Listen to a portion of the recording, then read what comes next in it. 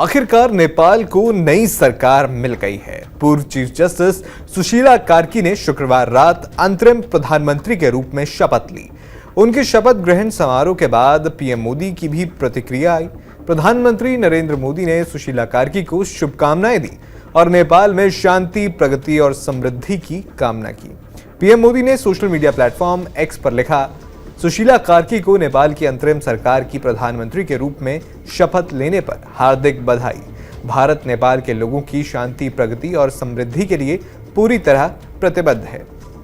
यह बयान भारत और नेपाल के बीच गहरे कूटनीतिक और सांस्कृतिक संबंधों को दर्शाता है।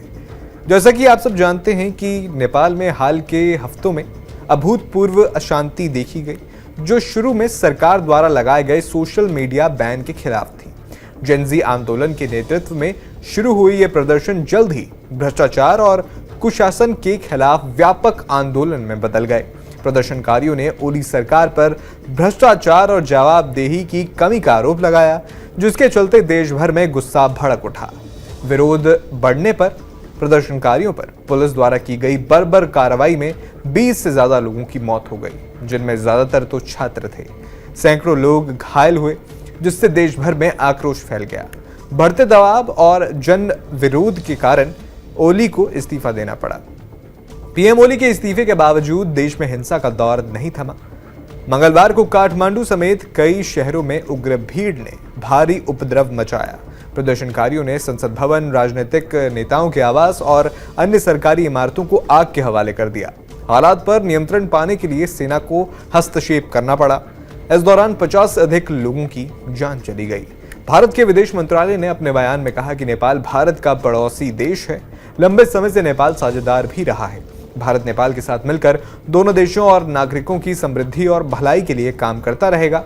मंगलवार को प्रधानमंत्री नरेंद्र मोदी ने नेपाल की वर्तमान स्थिति पर चर्चा के लिए सुरक्षा मामलों की कैबिनेट समिति की बैठक की अध्यक्षता की थी। अब भारत ने इस राजनीतिक परिवर्तन और सुशीला कार्की की नियुक्ति का स्वागत किया है।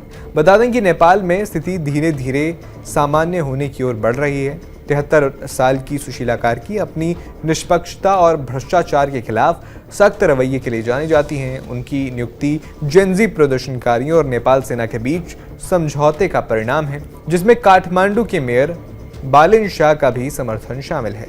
सुशीला कार्की की अंतरिम सरकार के सामने कई चुनौतियां हैं। सबसे पहला, उन्हें हिंसक प्रदर्शनों की जांच करवानी होगी और दोषियों को जवाबदेह ठहराना होगा। मार्च 2026 तक आम चुनाव कराने की भी जिम्मेदारी है, जो नेपाल की युवा पीढ़ी की मांगों को पूरा करने और लोकतांत्रिक प्रक्रिया को मजबूत करने के लिए महत्वपूर्ण है। इसके अलावा कार्की को भारत और चीन जैसे पड़ोसी देशों के साथ संतुलित कूटनीति बनाए रखनी होगी, क्योंकि नेपाल की जियोपॉलिटिकल स्थिति इसे रणनीतिक रूप से महत्वपूर्ण बनाती है। फिलहाल आपका इस वीडियो पर क्या कहना है, हमें कमेंट बॉक्स में ज़रूर बताएं।